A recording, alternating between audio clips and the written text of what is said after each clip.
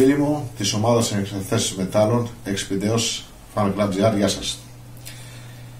Σήμερα ένα βιντεάκι το οποίο μου το έχετε ζητήσει, σας το είχα υποσχεθεί και εγώ, αλλά πριν ξεκινήσω θα ήθελα να ευχαριστήσω όλους εσάς που με παρακολουθείτε τα βίντεο όλα και στο δικό μου του κανάλι και στο κανάλι του Γιάννη του Κερίτσι. Γεια σου Γιάννη. Ο Γιάννης του Κερίτσι, όλοι ξέρετε, είναι αποκλειστικός αντιπρόσωπος της Expedios και όχι μόνο. Θα ήθελα να ευχαριστήσω όλους τους διαχειριστές των ομάδων που έχουν σχέση με το χόμπι μας για την φιλοξενία που έχω και φιλοξενούν πολλές φορές το κανάλι μου και το δικό μου αλλά και το Γιάννη του Κερίτσι. Τους ευχαριστώ πάρα πολύ και θα ήθελα να ευχαριστήσω και όλους τους φίλους τους στο YouTube που μας παρακολουθούν. Λοιπόν, μου έχετε στείλει πάρα πολλά μηνύματα, με έχετε ερωτήσει πάρα πολλές φορές. Είχα απαντήσει και έχω απαντήσει πάνω στο αυτό ερώτημα. Θα το κάνω άλλη μία φορά, αλλά θα το κάνω και στην πράξη.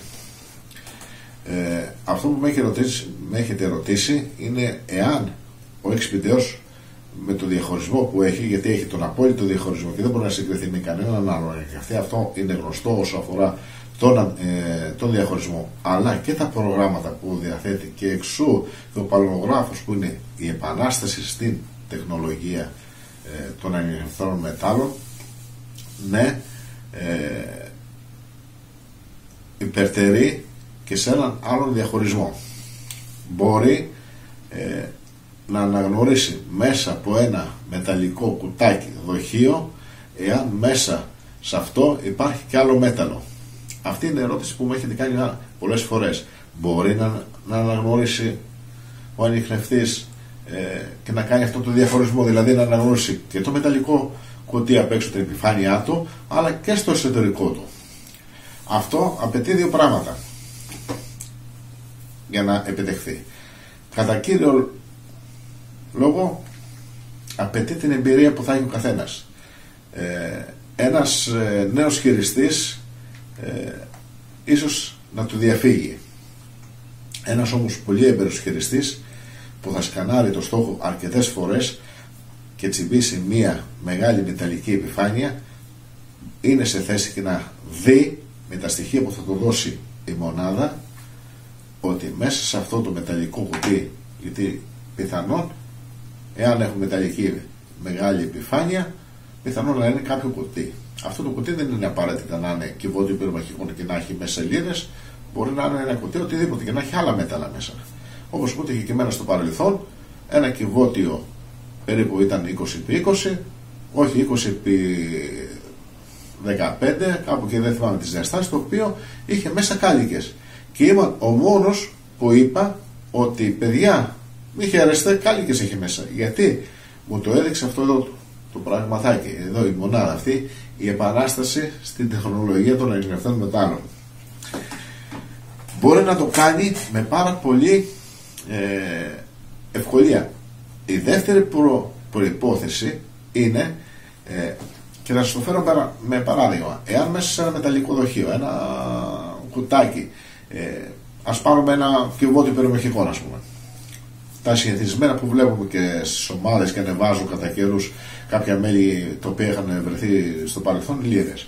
Εάν μέσα σε αυτό το κυβότιο πυρομαχικών υπάρχουν, ας πούμε, 100 λίρες, δεν θα μπορεί να τις αναγνωρίσει κανένα μηχάνημα τι έχει μέσα. 200 λίρες το ίδιο. Θα πρέπει η αναλογία να υπερτερεί της μάζας του σιδήρου και της σκουριάς. Δηλαδή, εάν είναι από τη μέση και πάνω και στη μέση ακόμη, είναι σε θέση να κάνει αυτή την αναγνώριση. Φανταστείτε λοιπόν ένα κυβότιο πυρομαχικών γεμάτο με λίρες, εκεί θα έχετε τιμές σιδήρου, θα έχετε τιμές σκουριάς, αλλά θα έχετε και το ευγενές, το οποίο θα είναι πιο χαμηλά, θα είναι στην τιμή της λίρας, του χρυσού. Μπορεί να μην είναι όμως λίρες, μπορεί να είναι κάλικες, μπορεί να είναι κάποια άλλα αντικείμενα. Αυτό όμως σε συνδυασμό με την πείρα που έχει ο καθένας. Και για να επιτευχθεί αυτό χρειάζονται πάρα πολλές ώρες στο βουνό, γιατί θα πρέπει να φτάσουμε σε ένα σημείο με το πρώτο dig που θα κάνει ο ανιχνευτής και έχουμε ένα στόχο, να ξέρουμε τι στόχος είναι. Αυτό το έχω αποδείξει σε πάρα πολλούς που έχουν έρθει μαζί μου, το έχω δείξει και σε βίντεο. Περνάω πάνω από το στόχο και ξέρω τι στόχος είναι. Αν είναι κέρμα, αν είναι σύρμα, αν είναι καρφί, αν είναι πέταλα, αν είναι αλουμίνιο. Βέβαια το αλουμίνιο, όχι μόνο το αλουμίνιο, ο ανιχνευτής είναι και σε θέση να διαχωρίσει τα ευγενές μέταλλα από τα ευγενές. Ηχητικά και με τις ενδείξεις. Ηχητικά μπορεί, ας πούμε, το αλουμινόχαρτο, εγώ το έχω διαμορφώσει, μου κάνει ένα πιο μπάσο ήχο. Μετέφερα, ας πούμε, το μπάσο το ήχο στον τόνο του σιδήρου και το τόνο του σιδήρου τον έκανα πιο μπάσο ακόμη. Διαφορετικός ήχος και τόνος στο ασίμι, διαφορετικός τόνος και ήχος στο χαλκό ή στο μπρούτζο, διαφορετικός τόνος ή ήχος στον χρυσό. Αυτά τα κάνει μόνο η Expideos. Και δεν διαθέτει μόνο αυτά, διαθέτει πάρα πολλά προγράμματα. Μπορεί λοιπόν με αυτές τις προϋποθέσεις που ανέφερα πριν, αυτή εδώ η μονάδα σε συνδυασμό με το δίσκο και τα δεδομένα που θα λάβει από το δίσκο όταν θα πάρει ένα στόχο, τα αναλύει εδώ. Αυτή εδώ η μονάδα, η μικρή μονάδα που είναι ένας μικρός υπολογιστής, και μπορούμε να καταλάβουμε εάν μέσα σε ένα μεταλλικό κυβότιο δοχείο υπάρχουν και άλλα μέταλλα. Σε αυτό δεν θα αναφερθώ τώρα σε ρυθμίσεις και τι κάνουμε. Απλά βοηθάει πάρα πολύ η ταχύτητα, η ρύθμιση της ταχύτητας, η ευαισθησία, η συχνότητα, κάτι που δεν διαθέτουν άλλοι ανιχνευτές. Δεν υπάρχει διάθεση όλων αυτών των συνδυασμών. Είναι ένα πάρα πολύ καλό μηχάνημα, όλοι το γνωρίζετε, όσοι το έχετε πάρει έχετε μείνει ευχαριστημένοι. Εγώ δεν θα πω ότι είναι ο καλύτερος στον κόσμο, ότι έχει κερδίσει σε διαγωνισμούς, γιατί έχω ακούσει, ας πούμε, ότι υπάρχουν μηχανήματα που έχουν βγει πρώτα στον κόσμο, πρώτα σε πωλήσεις. Εγώ προσωπικά δεν έχω δει τέτοια στοιχεία, γιατί δεν υπάρχουν αυτά τα στοιχεία. Δηλαδή ποιος ανιχνευτής έχει βγει πρώτος στον κόσμο ή έχει κερδίσει, ας πούμε, τα τεστ σε σχέση με άλλους ανιχνευτές. Για μένα όλοι οι ανιχνευτές είναι καλοί, γιατί έχουν περάσει και περνάνε συνέχεια ανιχνευτές από τα χέρια μου. Έρχονται φίλοι μου εδώ πέρα, τους τεστάρουμε το Expideos, βλέπω την Expideos.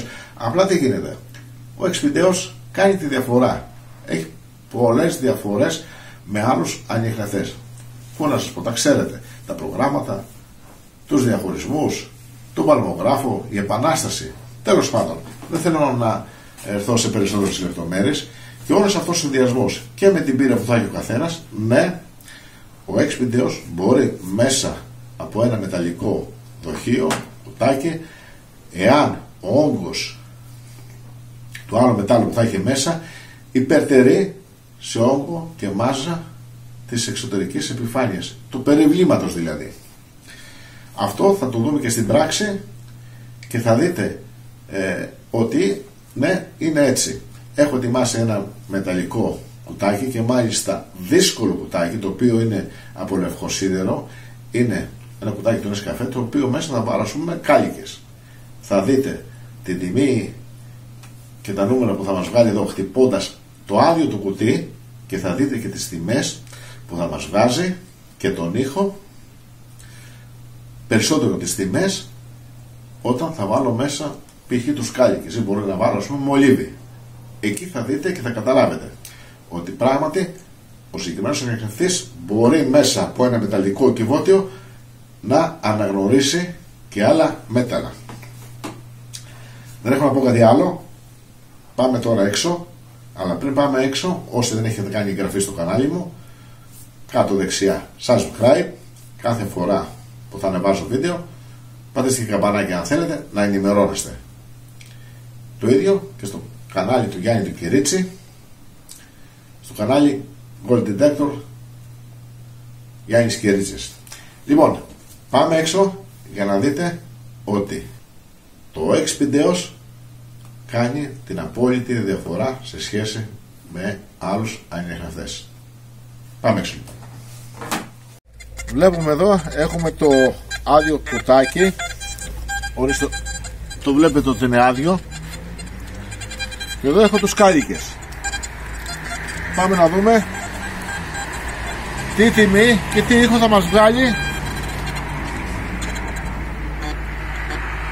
Ακούμε μπάσο ήχο και οι τιμές είναι 09, 027, 41, 37. Δείτε κιόλας.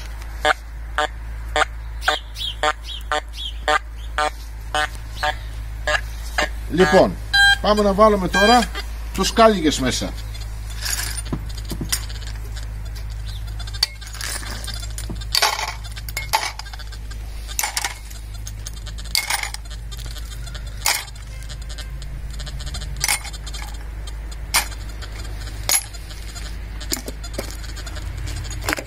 Και πάμε να δούμε τι συμβαίνει. Θα βάλω λίγο ταχύτητα. Για πάμε να δούμε. Βλέπετε πως μετατράπηκε ο ήχος, αλλά θα δείτε και πως έχουν αλλάξει οι τιμές εδώ στη μονάδα. Ας έρθει η κάμερα.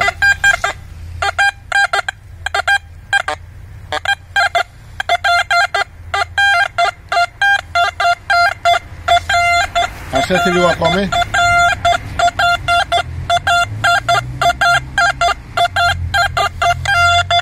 Βλέπετε ότι τώρα αναγνωρίζει και την τιμή του χαλκού, του κάλικα, γιατί ο κάλικας είναι κράμα, μπρούτος και χαλκός μαζί, και βλέπετε τη διαφορά. Θα το αδειάσω άλλη μια φορά και θα δείτε πως θα αλλάξουν πάλι τιμές. Οπα. Πάμε να το δούμε. Δείξτε πάλι ότι βαράω το κουτάκι.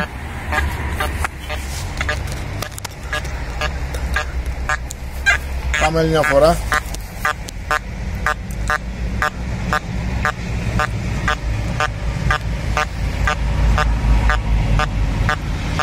Βλέπετε λοιπόν πως αναγνωρίζει ηχητικά αλλά και σε τιμές το άδειο κουτάκι και πως αναγνωρίζει ηχητικά με τους κάλικες. Αυτή είναι μεγάλη διαφορά έναντι των άλλων μηχανημάτων, ότι πράγματι ο XPDEOS μπορεί να αναγνωρίσει τι μέταλλο έχει μέσα ένα μεταλλικό κουτί. Βέβαια να υπάρχει η προϋπόθεση της μεγάλης εμπειρίας του χειριστή, να ξέρει όλες τις τιμές των μετάλλων, όπως τις ξέρω και εγώ. Θα περάσω από ένα στόχο, καταλαβαίνω και ξέρω τι στόχος είναι, καμιά φορά με ακρίβεια, καμιά φορά με προσέγγιση, καταλαβαίνω τι στόχος είναι, εκτός να μου τύχει κάποιος άλλος στόχος, κάποιο κράμα το οποίο δεν το έχω ξαναβγάλει. Εκεί ναι. Και άλλη μία βασική προϋπόθεση, ότι ο όγκος και η μάζα παίζει πολύ μεγάλο ρόλο που θα είναι μέσα στο μεταλλικό δοχείο, στο μεταλλικό κουτί. Δεν μπορώ εγώ να βάλω 5 κάλικες εδώ και να τους αναγνωρίσει. Δεν γίνεται αυτό. Εάν όμως οι κάλικες ή οι λίρες παράδειγμα που θα έχω εδώ μέσα είναι γεμάτο ή και λίγο πάνω από τη μέση, τότε ναι, θα έχουμε και την ένδειξη από αυτό το κουτάκι, θα έχουμε και την ένδειξη του χρυσού. Φανταστείτε τώρα να έχουμε ένα μεταλλικό κυβότιο το οποίο μέσα έχει λίρες. Οι ενδείξεις που θα σας βγάλει θα είναι 98-99 τη σκουριά, από 0 έως 10 ο σίδηρος, αλλά θα σας κρατάει και σταθερά κάποια νούμερα, τα νούμερα του χρυσού, τα νούμερα της λίρας. Αυτή είναι η πραγματικότητα. Ποτέ δεν θα πω κάτι, ποτέ δεν θα παρουσιάσει κάτι περισσότερο από αυτά που κάνει αυτή εδώ η επανάσταση που λέγεται XPDEOS, και είναι το απόλυτο μηχάνημα σε προγράμματα, σε διαχωρισμούς, και δεν μπορεί να ανταγωνιστεί άλλο.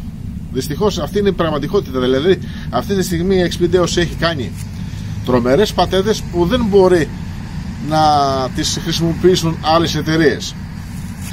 Επίσης θα ήθελα να δώσω και χαιρετίσματα στον υπεύθυνο πωλήσεων, τον Philip Collins. Hello Collins, Philip, όπως επίσης και στον Alain Boulet, τον υπεύθυνο του εργοστασίου και κατά κόρον κάτοχο της XPDEOS.